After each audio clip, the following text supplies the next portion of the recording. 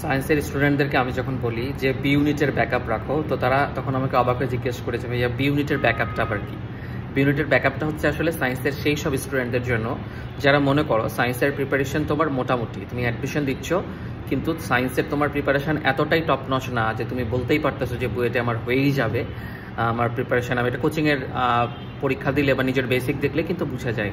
বা তুমি মেডিকেলের প্রিপারেশন নিচ্ছ, সেক্ষেত্রে তোমার খুবই টপ নচ প্রিপারেশন না, সেক্ষেত্রে আমি বলবো তোমরা বি ইউনিটের ব্যাকআপটা নিয়ে রাখো। বি ইউনিটের ব্যাকআপটা আসলে মেডিকেল স্টুডেন্টদের জন্য কম্পারেটিভলি আরও ইজি, বিকজ মেডিকেলের জন্য কিন্তু সাধারণ জ্ঞানও পড়তে হয়, ইংরেজিও পড়তে হয়। আর তুমি যখন ঢাকা বিশ্ববিদ্যালয়ে বি ইউনিটে পরীক্ষা দিবা অ্যাজ এ সায়েন্সের স্টুডেন্ট, তোমার বাংলা, ইংরেজি, সাধারণ জ্ঞান এই 3টা সাবজেক্টের পরীক্ষা দিতে হয়। সো তুমি এই ইউনিটের স্টুডেন্টও যদি হও তাহলেও তোমাকে কিন্তু ইংরেজি পড়তে হয়, সায়েন্সের এই ইউনিটের স্টুডেন্ট হলেও বাংলাও পড়তে হয়।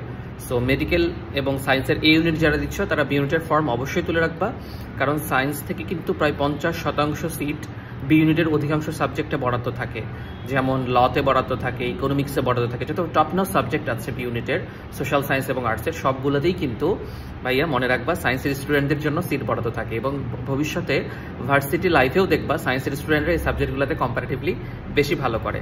সো এখানে ক্যারিয়ার অপরচুনিটি যে অনেক বেশি এবং তোমার খুব বেশি এফোর্টস দিতে হচ্ছে না এগুলোতে পরীক্ষা দিতে হলে। সো ফর্মটা অবশ্যই তুলে রাখবা এবং বি ইউনিটের কোশ্চেন ব্যাক মাঝে মধ্যে জাস্ট একটু প্রিপারেশন নিয়ে রাখবা।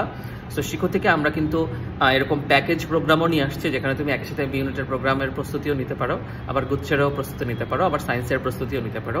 সো আমাদের অ্যাডমিশন প্রোগ্রামগুলো দেখতে পারো, এখানে আমরা খুবই একদম প্রেসাইজলি তোমার যতটুকু লাগবে ততটুকু আয়োজন রেখেছি। সো বি ইউনিটের প্রিপারেশন তুমি যদি আলাদা করে নাও জাস্ট একটু ইংরেজি, বাংলা, সাধারণ জ্ঞান একটু বিগত বছরের প্রশ্ন দেখে যাও, হয়েও যেতে পারে তোমার চান্স, আর যদি আমাদের ক্লাসগুলো রেগুলার করো। তাই বলবো ভবিষ্যতে আফসোস কিন্তু হবে, কারণ ঢাকা ইউনিভার্সিটিতে একবারই পরীক্ষা দেওয়া যায়। জীবনে একটা কথা আছে, জীবনে জন্ম মৃত্যু ঢাকা বিশ্ববিদ্যালয়ে একবারই।